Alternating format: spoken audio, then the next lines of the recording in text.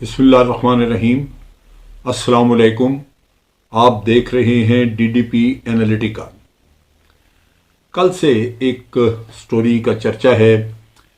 Daniel नामी एक आदमी जिसने कभी रॉ के लिए काम किया, एक भारतीय शहरी है, भारत के पंजाब में गांव में रहता है, और भारत के ही एक चैनल ने उसका एक इंटरव्यू नशर किया या उससे बातचीत जो की वो उन्होंने पब्लिक के सामने पेश की।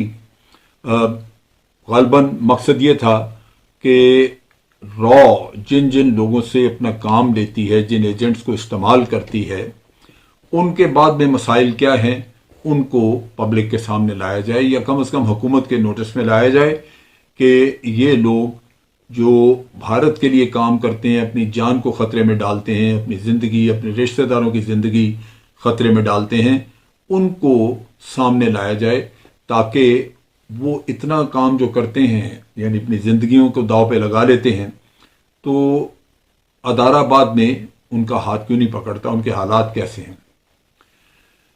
डेनियल अपनी इस कहानी में बताता है कि उसको 10 मरतबा पाकिस्तान भेजा गया और वो गालिबन नारोवाल साइड से बॉर्डर क्रॉस करके तो वो मुल्क में दाखिल होता था, और यहाँ आके उसका काम था कि वो किसी लाला बशीर नाम का कोई आदमी सियालकोट में था जिसके पास ठहरता था, और वहाँ से फिर वो कोशिश करके इन्फॉर्मेशन वगैरह हासिल करनी, लोगों के साथ दोस्ती वगैरह बनानी।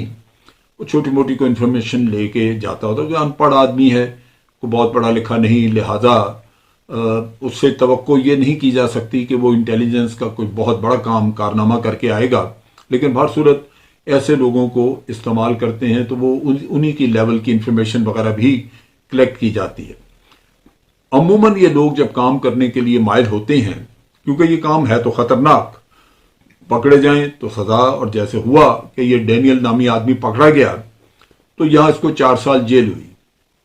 अगर इसने कोई ज़्यादा बड़ा काम किया होता तो शायद उसको सज़ाए मौत हो जाती, लेकिन जेल 4 साल की हुई, जिससे लगता यही है कि इसकी जो हरकत थी वो गालिबन नोटिस में आ गई, ये कबल इसके कि ये को ख़ास वाक़या करता, ये पकड़ा गया। अब जब ये वापस चला गया 4 साल की कैद काट के, तो इसको एहसास हुआ कि वहाँ तो इसका कोई वाली वारिस नहीं, कोई पुरसान हाल नहीं, बीवी है लेकिन वो किसी के घर में बर्तन मांजती है, एक इंतहाई बदहाली का शिकार है, एक कमरे का घर और वो भी किराए पे है, और उसके साथ साथ आइंदा रोजगार का कोई खास इंतजाम नहीं है। रॉ फिर भी इनके जो इनकी इंटेलिजेंस एजेंसी है रॉ, उन्होंने फिर इनको इस्तेमाल करने की कोशिश की और इनको इस दफ़ा तैयार किया पाकिस्तान में धमाके करने के लिए। लेकिन गालिबन जो दूसरा साथी इसके साथ जिसको मिलाया गया कि ये भी तुम्हारे साथ होगा, उसने कहीं मुतालबा किया कि 50 लाख रुपया दें तो फिर हम जाके धमाके का काम करेंगे, जिसकी वजह से ये सारा खेल खत्म हो गया और ये धमाका ना हो सका या ये लोग ना इस्तेमाल हो सके, किसी और को किया होगा। अब सूरत हाल ये है कि ये जो इंटेलिजेंस का काम है, ये जो लोग करते हैं, उनको तो बहुत बड़ी बड़ी लालच, बहुत सारी चीजें दी जाती हैं, बाज़-औक़ात उनकी फैमिलीज को ब्लैकमेल करते हैं ये लोग। लेकिन भारत की जो इंटेलिजेंस एजेंसी है रॉ, इसके मसाइल कुछ और हैं। मैंने अपनी जो इंफॉर्मेशन इस पर हासिल की और हमारी अपनी ISI की इंफॉर्मेशन के मुताबिक मुख्तलिफ सोर्सेज से जो पता की, और कुछ इंटरनेशनली भी बात चीज़ें अवेलेबल हैं, वो ये बताती हैं कि रॉ में बजाते खुद बहुत ज़्यादा करप्शन है। और करप्शन इस तरह है कि पैसा मिलता है, आप नीचे लोअर लेवल के आदमियों को जब एजेंट उन्होंने हायर करना होता है, एजेंट को तैयार करना होता है, तो कहा जाता है कि इसको हम 1 लाख रुपया देंगे, लेकिन उसको 10 लाख या 10,000 या 15,000 दे के तो बाकी पैसा खुद खा गए। ये वो काम चल रहा है जिसकी वजह से आप देखते हैं कि एजेंट्स जितने भी हैं उनकी बदहाली है। अब इसी डेनियल का काम देख लीजिए कि ये अपने बयान में बताता है कि जब मुझे पैसे दिए जाते थे तो मुझसे खाली सफ़ेद कागज़ के ऊपर दस्तखत करवाए जाते थे।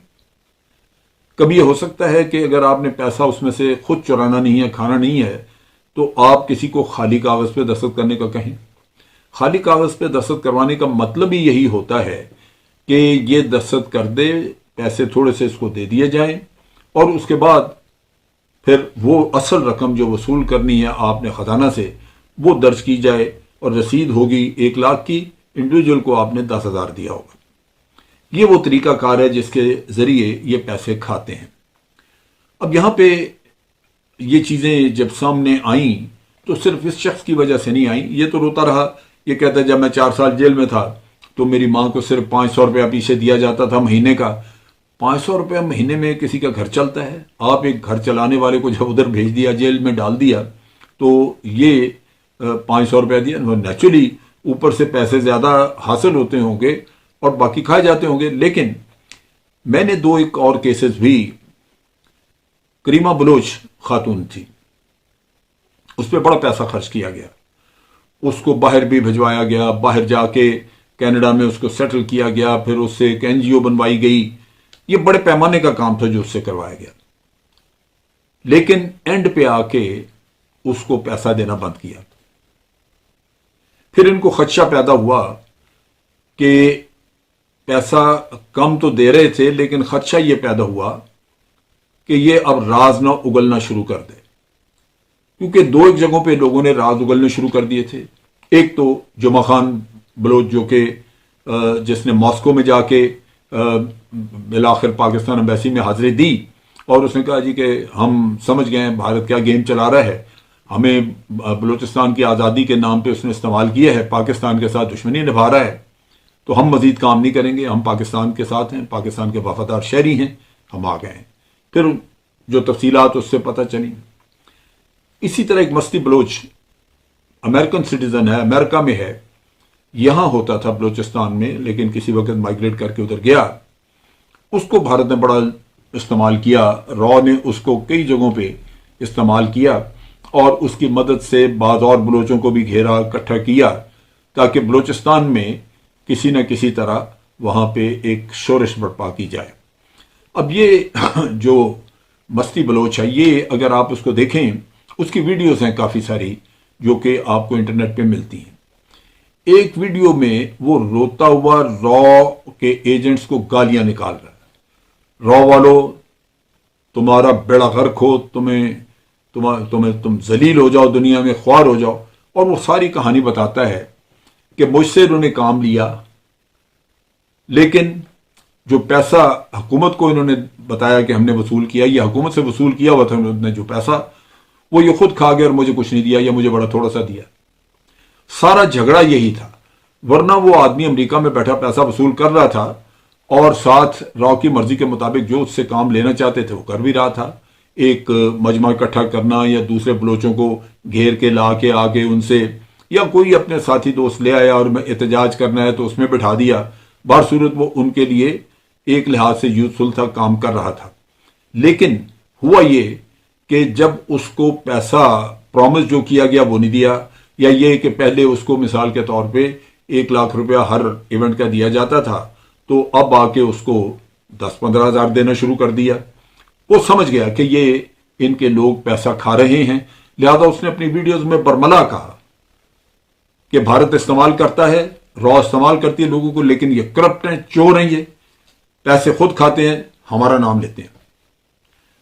تو اس پہ وہ شخص پھٹ پڑا. اب یہ ویڈیوز اور یہ شواہد جو ہیں یہ موجود ہیں. اب آپ سوچئے کہ ٹھیک ہے، انٹیلیجنس ایجنسیز بعض کام بھی کرتی ہیں، بھارت نے بھی کیے ہیں، انہوں نے بھی کافی پاکستان میں انتشار پھیلانے کے لیے افغانستان کی سرزمین استعمال کی. یہ یا ان کا باپ بھی یہ کام نہیں کر سکتا تھا اگر افغانستان سے NDS اس کے ساتھ شریک نہ ہوتی.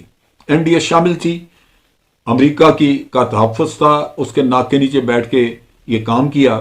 لیکن آج اگر چیک کیا جائے تو جتنے لوگ بھارت کے را کے نیٹ ورک کے لوگ یہاں افغانستان میں کام کر رہے تھے اور یہ پورا نیٹ ورک چلا رہے تھے، آج اگر ان کی جائیدادیں چیک کی جائیں تو آپ کو اندازہ ہوگا کہ کتنے بڑے پیمانے پہ روپے پیسے کی خرد برد کی جاتی ہے، اور را میں کتنی زیادہ کرپشن ہے.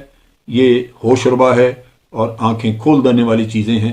ہمیں علم ہے کہ یہ کرپٹ آرگنائزیشن بالآخر کسی دن دھڑم کر کے زمین پہ بیٹھ جائے گی. آج کے لیے اتنا ہی۔ افواج پاکستان زندہ باد، پاکستان پائندہ باد۔